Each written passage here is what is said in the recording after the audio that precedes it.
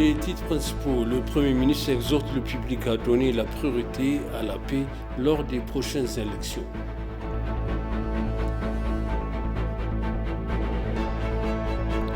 L'ONU affirme que les femmes sont toujours sous-représentées dans la vie publique et le leadership.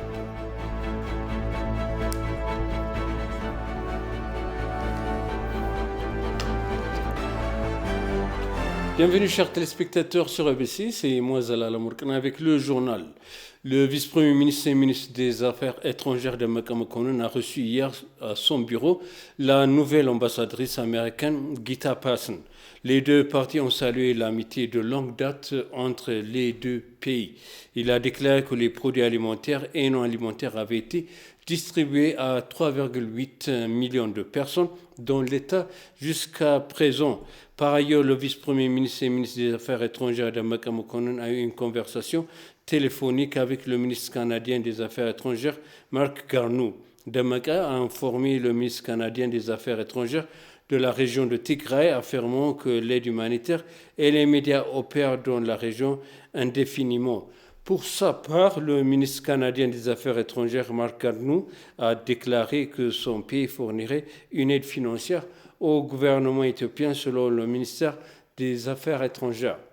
La présidente Sahle-Work Zewde rappelle à intensifier les efforts pour soutenir les écoliers à travers le pays. Cette remarque est venue lors de la présidente a rendu visite à l'école secondaire et préparatoire du Touloudimtou. Cependant, ce temps, la journée internationale de la femme a été célébrée dans tout le pays avec un assortissement d'événements. Voici le reportage de Moubarak Moussa. L'école secondaire et préparatoire de Touloudimtou accueille un grand nombre d'étudiantes recevant diverses fournitures d'assainissement. Dans le cadre de la journée internationale des femmes, le 8 mars, la présidente Sahle-Work Zewde a livré un message soulignant la nécessité d'autonomiser les femmes lors de sa visite à l'école. La présidente a félicité la communauté d'école pour son soutien multiforme aux étudiantes.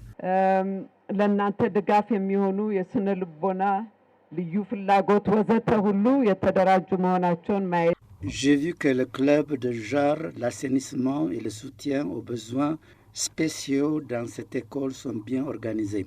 Il faut bien également des efforts de coopération pour garantir l'égalité des sexes dans notre pays. Nous ne demandons pas de privilèges particuliers aux femmes. Nous recherchons plutôt l'égalité de traitement avec les hommes. La présidente a donc appelé le public à redoubler d'efforts pour autonomiser les femmes dans tous les aspects.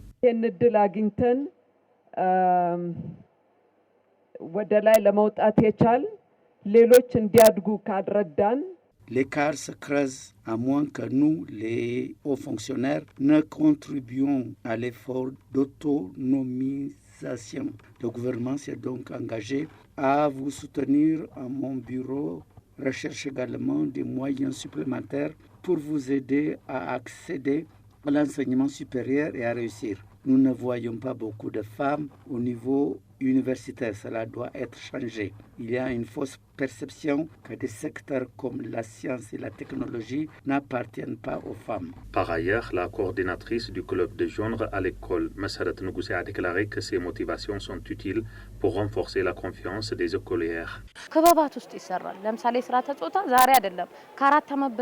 Nous avons organisé le club de genre dans notre école. Il y a environ 4 ans pour soutenir les élèves qui ont besoin d'aide. Ils reçoivent du matériel sanitaire et éducatif quand ils en ont besoin. De plus, les enseignants donnent des cours du tutorat à ces étudiants. Nous travaillons en coopération avec le public. La journée a été marquée par le ministère de la Défense et divers autres bureaux à travers le pays avec un assortiment d'événements. La présidente Sahle-Work Zewde s'entretient avec les envoyés du président Félix Tshisekedi de la République démocratique du Congo et actuel président de l'Union africaine. La délégation conduite par le professeur Alphonse Toumbe Luwaba a également eu la semaine dernière des entretiens avec le ministre éthiopien de l'eau, de l'irrigation et de l'énergie, Selachie Bekele. La discussion s'est concentrée sur les négociations du grand barrage de la Renaissance hydroélectrique dans un effort pour aider toutes les parties impliquées à trouver une solution gagnant-gagnant. La présidente a réaffirmé l'engagement de l'Éthiopie à trouver une solution qui profite à toutes les parties concernées dans le cadre des solutions africaines aux problèmes africains.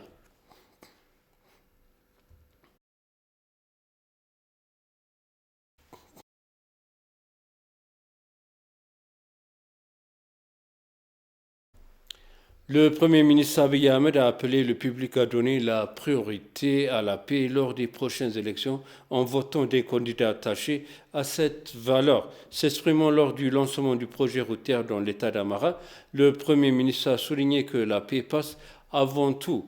Conscient de cela, les gens doivent garantir et mettre en place une plateforme égalitaire pour toutes les partis politiques en lice, a-t-il souligné. Il a également promis que son parti au pouvoir respectera le vote du peuple lors des prochaines élections générales.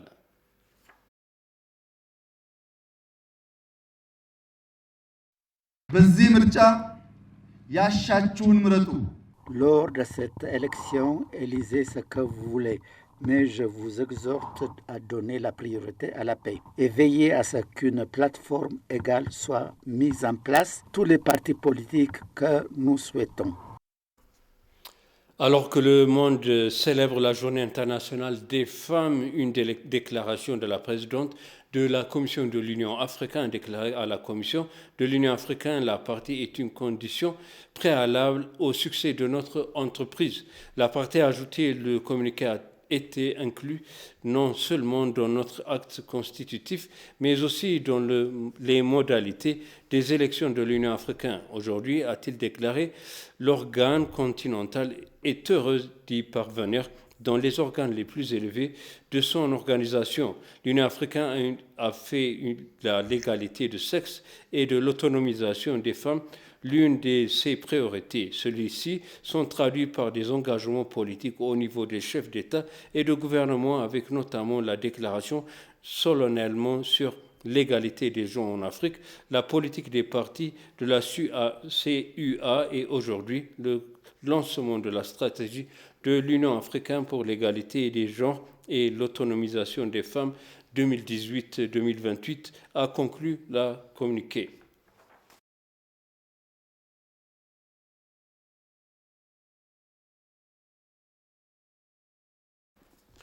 Célébrant la Journée internationale des femmes, les Nations unies ont annoncé que le taux de chômage des femmes avait augmenté dans le monde en raison de la pandémie du virus corona. Le secrétaire général des Nations unies, Antonio Guterres, a déclaré que les femmes sont les plus touchées par la pandémie à bien des égards. Selon le PDG d'une plateforme qui promeut les carrières des femmes de couleur, les pertes d'emploi aux États-Unis étaient particulièrement élevées chez les femmes noires et latino-américaines.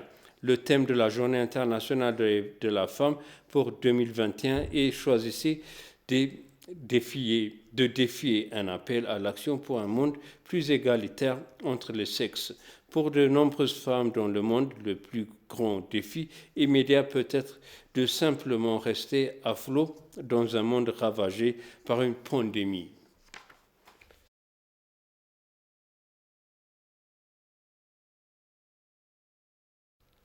Je vous représente les titres principaux. Le Premier ministre exhorte le public à donner la priorité à la paix lors des prochaines élections.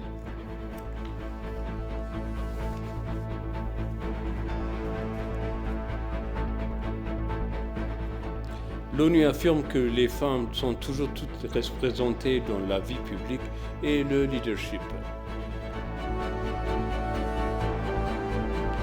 Chers téléspectateurs, ainsi s'achève le journal. Merci de nous avoir suivis. Excellente suite de programme.